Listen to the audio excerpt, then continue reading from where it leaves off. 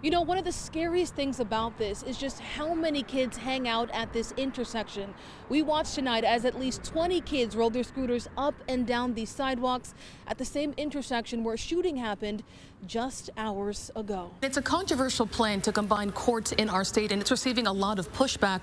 I'll have more on what's next in the process coming up tonight. We're told this was Allegiant Flight 227 from Asheville, North Carolina. Just a few minutes ago, Allegiant confirming to us that 2 passengers and 2 members of the flight crew were injured. We know the Citrus County Sheriff's Office is investigating, and after that, they hand it off to the state attorney's office, and it's really up to them as to whether or not they'll file those criminal charges. This is a creek that people either walk over or nearby here every single day. The Pasco County Sheriff's Office tells us that it appears a mother killed her 2 children and then died by suicide. It's also important to note that right now they're using the word appears. They say they can't definitively say that it is a murder-suicide because they're still investigating. It also came with updates to the intersection where that accident happened. That includes updated lighting and this crosswalk you see right here. People in this neighborhood say they'll be hugging their loved ones a little tighter tonight after that shootout left a man shot in plain sight near a busy intersection.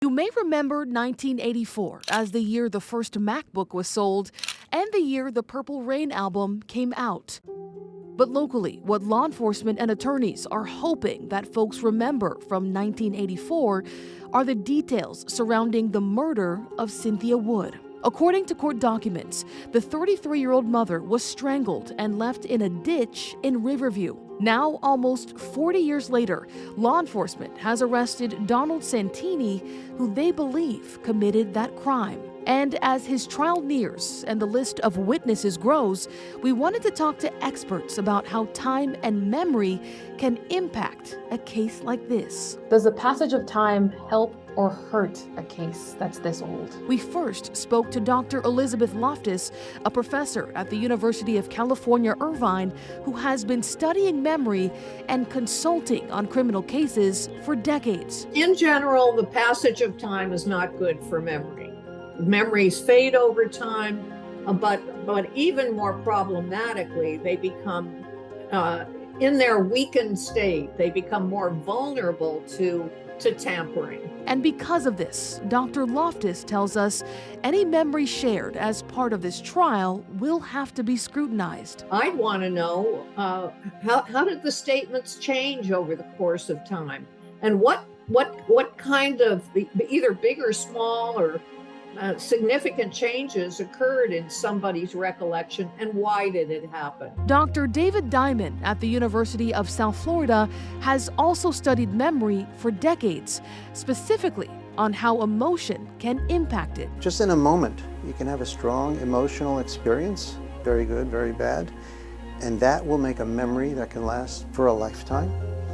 And it can be a traumatic experience, or it could be a very pleasurable experience. You have what's called a flashbulb memory. He adds that even strong emotional memories can change with time, which means having additional evidence will be key in a case like this to support anything that is shared. If it's a flashbulb memory, if someone has that emotional experience, what the person is focusing on, which is actually called weapon focus, that can be remembered extremely well. It's called weapon focus because if I point a gun at you, you'll remember that moment for the rest of your life. You'll remember seeing the gun. But other things going on that day, even at that moment, might not be remembered very well at all. Donald Santini's trial is set to begin on November 27th, the Monday after Thanksgiving. In the studio, Rochelle Alleyne, ABC Action News. Protection often comes at a cost, and the true price that parts of Southwest Florida has paid is only just becoming clear a year after Hurricane Ian. I think for me personally, I hit January 1st and I thought, oh good, we're turning a corner. Researchers with Florida Gulf Coast University have been studying this patch of mangroves since Hurricane Irma hit to see what lessons can be learned about resiliency. We toured this area a month after Ian hit and struggled to find any damage. You know, it's actually a good problem because if the trees had been more impacted, it's easy to walk through and say, snapped off dead, snapped off dead, snapped off dead. And what we got is alive, alive, alive, alive. But a quick tour in early August So this tree might be done. showed the beating this ecosystem really took. So this should all be green, Oh my goodness. lively, Yeah.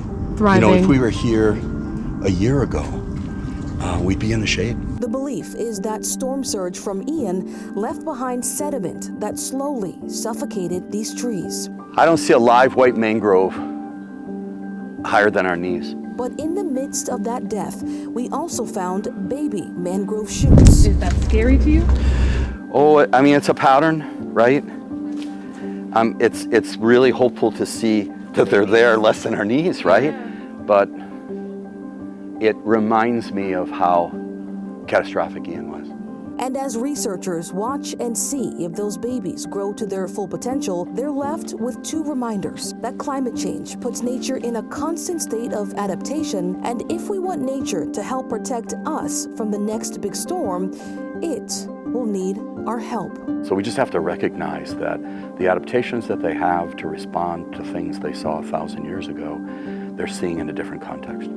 So I am not one to say nature can take care of itself, because we've screwed it up in a lot of ways, right? So I think our obligation is to try to better understand what used to work, what's not working now, what's still working now, and then we got to put our hands back into these systems and help heal them.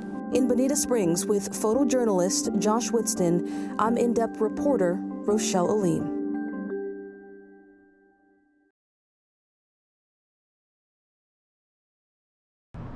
By God's grace and mercy, in 2 days it'll be 9 years. 9 years of sobriety have led Rhonda Viola to the other side of the healthcare system. She now works to dole out hope and help as a recovery peer specialist with Bayfront Health St. Pete. It's all part of a county-funded pilot program called Pinellas Matters, which was created to address deadly opioid overdoses. The premise is simple. If someone is brought in after overdosing on opioids, they're treated, and once they're stable, they're given information on substance abuse disorder, Narcan, and a visit from one of two specialists who are in recovery themselves to talk about sobriety and longer-term treatment options. I think it's amazing. I do. It's truly amazing because we identify and connect with that person on a different level. Is that we can say, hey, I was you. The program launched in July of 2022, and it's one that emergency room doctors say hinges on a mindset shift in overdose treatment. It changes the culture that instead of treating this as a one-time medical event, we're treating it with a clinical pathway the way we would treat any medical disease. The response is surprise and even shock. You know, these are patients that have a lot of contact with the healthcare system, and usually under very difficult circumstances. And until recently, those haven't been great interactions, and they have been isolated. And Pinellas County leaders say so far, people have been receptive. In the first year, we've had 330 patients at Bayfront Hospital. They've all gotten the education, and they've all met with the peer counselor. Of the 330 that have gone to Bayfront, 74% have gone into treatment, and so far is sustaining that treatment. And so that's exciting. According to the Pinellas County Medical Examiner's Office, accidental overdoses have been on the rise for the last 10 years, with 166 deaths in 2014 and 597 in 2022. Pinellas County Commissioner Kathleen Peters says they're watching these numbers closely and hoping that this pilot program will make a difference. We believe we're finally, this year, we're hopeful that we're going to see a decline in the death rate for the first time since 2014. And as the county looks to expand this program to other area hospitals, Rhonda says she'll be here working to help save lives one case at a time. I'm living proof that sometimes all those people we think in our lives can't change, they can. And it's possible. They just gotta want it.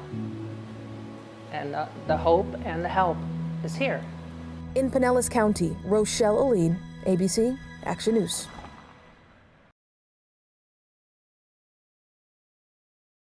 This is cool. It looks like a movies or something. A lifetime of memories decorate the Hall family's Bradenton home and serve as a reminder of the life Michelle Hall lived before her own memory started to fail about 5 years ago. I was the General counsel? General counsel for the sheriff's office for 10 years, and then a little bit other bit. And that's when things kind of got weird, right? Because I couldn't spell, I couldn't do anything, really. With her husband, Doug, by her side, Michelle says she spent 2 years searching for an answer. And finally, just before Thanksgiving in 2020, she was diagnosed with early onset Alzheimer's. A lot of boo-hooing, wanted to kill myself. You know, this is not my story. I'm going to get out when I can. And then, of course, you think, oh, wait, but I have these kids. It was a big change of trajectory. You know, it's not what you think about when you think about your life and retirement and traveling and having a lot of time together after you're both retired together. Fueled by her love of family, Michelle is currently fighting for every moment and memory. And right now, she's doing it with the help of the drug Aduhelm. The IV infusion drug promises to slow the progression of the disease by targeting a protein that builds up in the brains of those with Alzheimer's. Michelle was able to qualify for the drug in 2022 before clinical trials were closed, following congressional questions about its cost, its FDA approval status, and a battle with Medicare over coverage. We were lucky in that Biogen said that they would give us some free doses in between, and they said, we're not paying for it, and they came back and said, well, we'll give it to you for free for as long as you want it. So we were really lucky because a lot of our friends that are in her stage wanted it, but at that point they just cut off. But according to the FDA, there's now a newly approved drug on the market that may be a better fit for Hall and her friends. Leqembi is the first to get full FDA approval. So we sat down with an Alzheimer's Association researcher to learn more about the drug Leqembi. Stephanie Wardlow says clinical trials have showed that this treatment slowed cognitive decline by about 5 months. Which would give them more time with their partner, more time with their children or grandchildren. They might be able to plan longer, you know, their finances, they'll be able to participate fully in hobbies and interests. So we're talking quality of life. According to Wardlow, Leqembi works similarly to the treatment that Michelle is currently using, and it is only approved for people who are in the earliest stages of their disease. And she adds that right now, the Alzheimer's Association is encouraging those who may qualify to talk to their doctor. I mean, you've got to have these really important discussions so you can discuss the benefits and the risks, because there are risks associated with taking any kind of medication. They're conversations that the Halls are already having. The big thing is, if this one is so much better, do I want to stop for what probably would be a year, then just go back to on that? It's hard to understand which one is going to be best for me. And as they weigh their options, the Halls say they're focused on making as many new memories as they can. Hang out with the pets. Well, yeah, of course. You've seen what happens here. Yeah. No, we're doing pretty well. We're doing pretty well right now. And a big part of this story is also the cost of this new drug. According to the drug's manufacturer, Leqembi currently costs more than $26,000 a year. FDA approval of this drug means that Medicare should help pay for at least part of that cost. But there are still some questions about how much money people would have to pay out of pocket if the drug isn't fully covered. And the folks with the Kaiser Family Foundation say those aren't the only costs people seeking this treatment will have to keep in mind. They'll have doctor visits for, monitoring whether or not they have any serious side effects. They'll need scans to determine whether or not they qualify to take the drug, and then scans to follow up on the health effects that they may be experiencing related to the drug. For more information about this drug, who qualifies, and insurance coverage, head to abcactionnews.com.